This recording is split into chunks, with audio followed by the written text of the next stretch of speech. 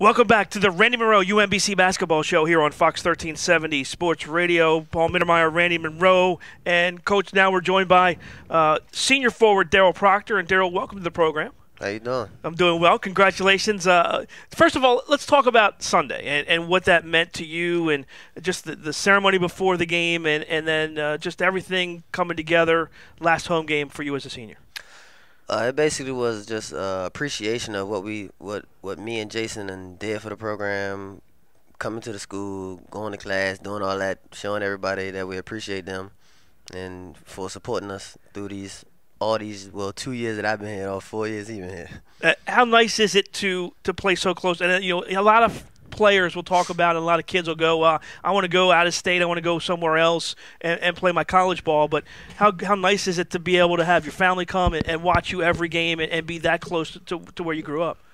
That was my more important thing, is just going to a school that's close for everybody to come see me, because then everybody say where you been at and stuff like that, So it was just a real everybody can come see me now. Ain't no excuses.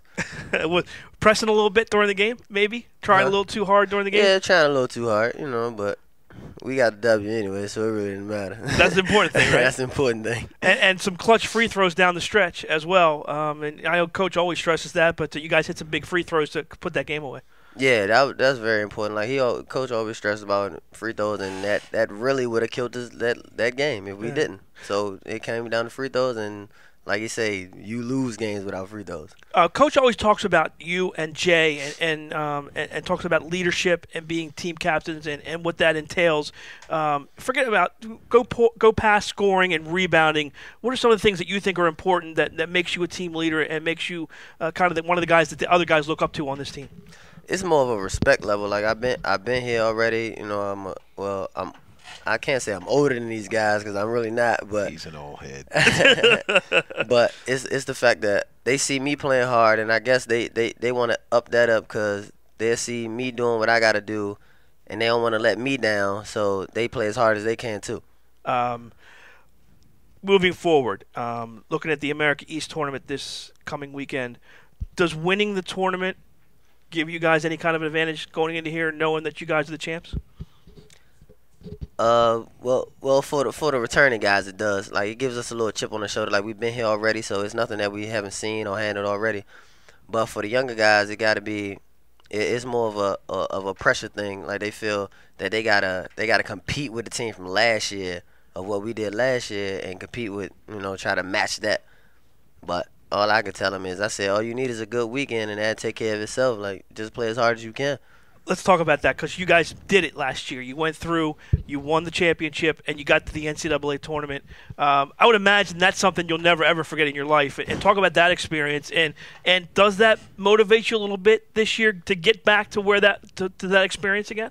Yeah, it motivates you because a lot of people, like they said, a lot of people said it was a fluke, but we all know like it wasn't a fluke. Like it wasn't even.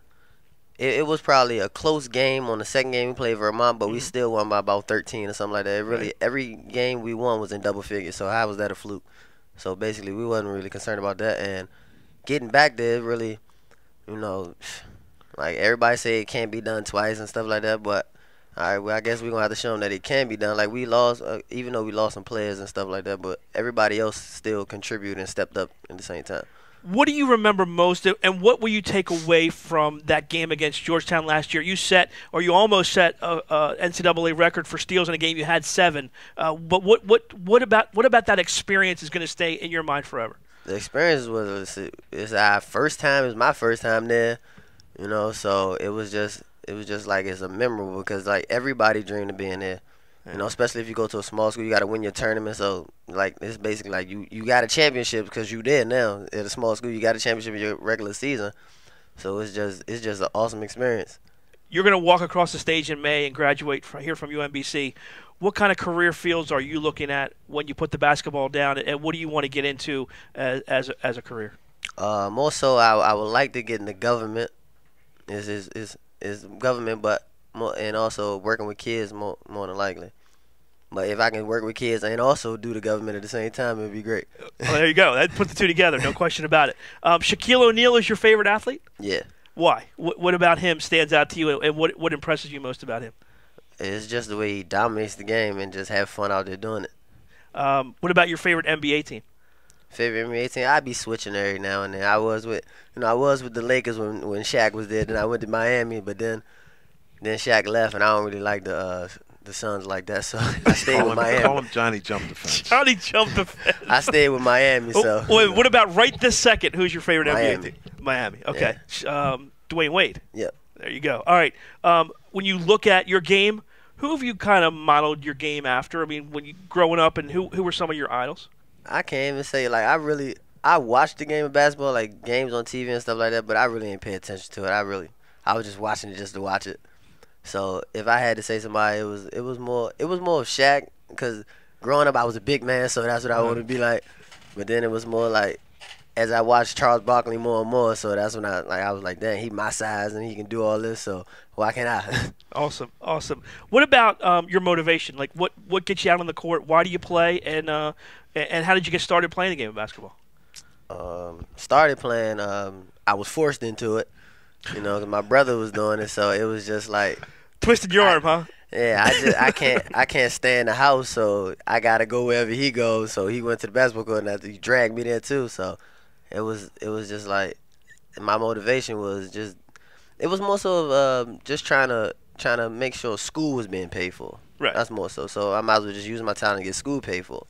Because growing up, it wasn't a money situation. I know how much school costs, so I might as well use something to even lessen that up for my parents.